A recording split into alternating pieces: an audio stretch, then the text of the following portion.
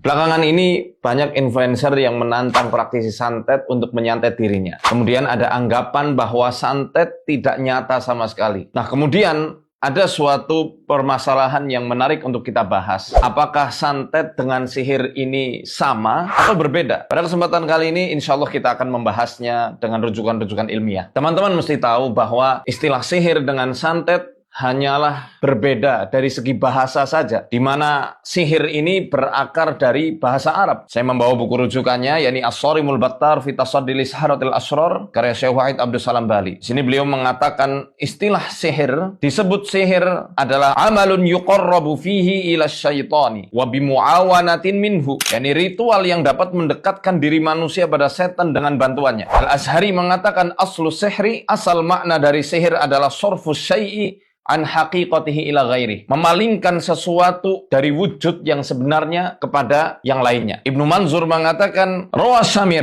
an Ibni Aisyah qol, Syamir meriwayatkan dari Ibnu Aisyah, beliau mengatakan al-arabu innama sammatis sihra sihran li'annahu yuzilu sihhata ilal marad. Orang Arab menyebut sihir dengan kata sihir, dengan lafal sihir, karena ia menghilangkan kesehatan seseorang. Dari yang tadinya sehat, tubuhnya menjadi sakit-sakitan. Jadi sudah jelas ya, secara etimologi, pengertian bahasa, definisi secara lugawiyah, sihir adalah istilah orang-orang Arab untuk menyebut magic. Di Jawa tidak mengenal sihir, karena sihir dari bahasa Arab. Oleh karena itu, mereka mengenal dengan istilah santet. Dan istilah santet baru muncul di era akhir kerajaan Majapahit. Sehingga santet adalah pelafalan orang-orang Jawa Timur kala itu untuk menyebut istilah magic atau sihir. Santet, mesisan bentet, mesisan kantet. Mesisan bentet artinya biar sekalian retak, mesisan kantet biar sekalian rekat. Jadi istilah pelet di zaman ini, zaman dulu itu sudah dirapel, sudah dijamak dengan satu istilah, yakni santet. Di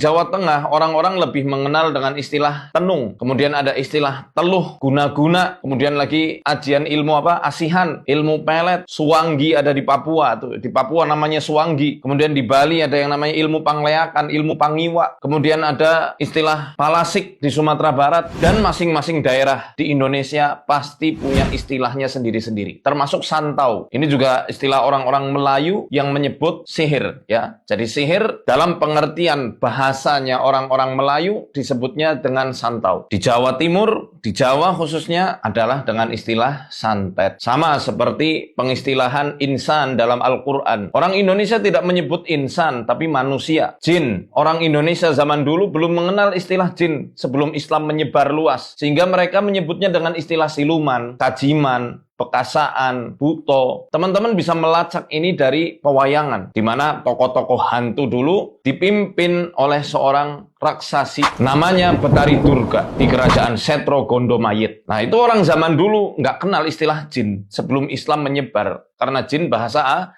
Arab. Demikian juga sihir. Maka santet dengan sihir ini hanya berbeda dari istilah pelafalan bahasa, budaya, dan adat dari orang-orang. Namun secara mekanismenya ternyata santet masuk bagian dari sihir. Walaupun katanya santet ini hanya menggunakan ramuan tertentu, racun-racun tertentu yang kalau diminum itu tidak bisa terdeteksi oleh medis. Sehingga menyebabkan muntah darah. Sebabnya jelas. Itu sebabnya khafi, nggak kelihatan. Dan sebab-sebab yang tidak terlihat itu juga termasuk bagian dari ilmu sihir. Pengertian dari sihir itu sendiri. Ma latufa ma'khaduhu wa daqqa. Sesuatu yang dilakukan secara lembut, tidak kelihatan, dan terselubung. Termasuk main racun, diletakkan dengan sembunyi-sembunyi, tidak terlihat, efeknya juga susah diketahui oleh dokter. Ini termasuk bagian dari sihir. Walaupun yang meletakkan racun itu adalah manusia. Berarti nggak ada sangkut pautnya sama setan dong? Ada, karena Al-Quran sendiri yang menjelaskan wattaba'u ma tatlus syayatinu ala mulki Sulaiman wa ma kafara Sulaiman walakinna syayatina kafaru yu'allimunan nasas sihra. Mereka, para tukang sihir itu, mengikuti apa yang dibacakan oleh setan.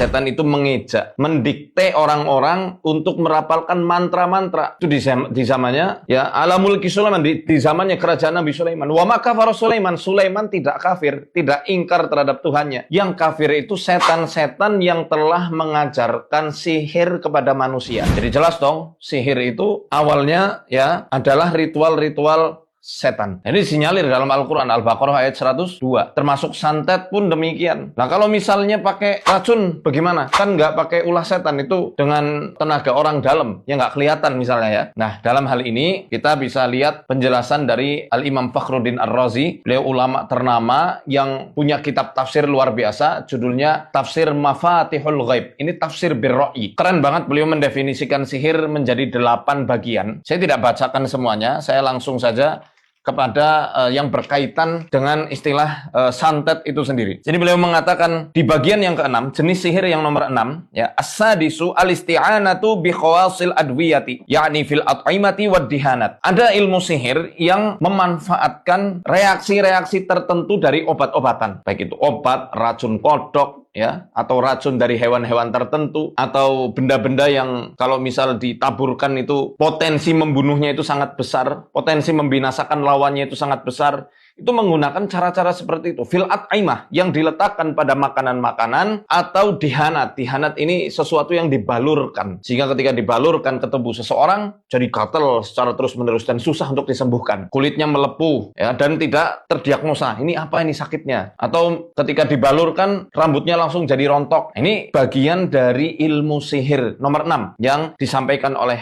Al-Imam Fakhruddin Ar-Razi rahimahullah ta'ala. Jadi ketika saya katakan santet ini masih satu jenis dengan sihir, ini bukan karena saya asbun asal bunyi. Ada rujukan ilmiahnya. Tapi saya tidak memaksa pemirsa untuk sepakat sama saya. Silahkan, kalau misal Anda juga punya rujukan sendiri, ya tinggal disampaikan saja. Karena ini ranahnya ilmiah. Adapun literasi yang ada di dalam Islam, disebutkan jelas. Walaupun itu pakai racun, itu termasuk sihir. Ilmu sulap pun, ya, yang menggunakan alat-alat tertentu, Al-Imam Fakhruddin Ar-Razi juga memasukkan itu ke dalam bagian sihir. Retorika yang bagus, ya, penanaman sugesti, atau orang zaman sekarang mungkin lebih mengenal istilah hipnotis, ya, itu juga dimasukkan kepada ranah sihir, tapi bukan dalam pengertian syara', bukan secara pengertian terminologi yang bisa menjadikan seseorang itu bisa kufur ketika mengamalkan ilmu sihir tersebut. Nah, insya Allah di episode berikutnya kita akan lanjut lagi membahas tentang hakikat ilmu santet atau ilmu sihir ini. Terima kasih, barakallahu fikum, assalamualaikum warahmatullahi wabarakatuh.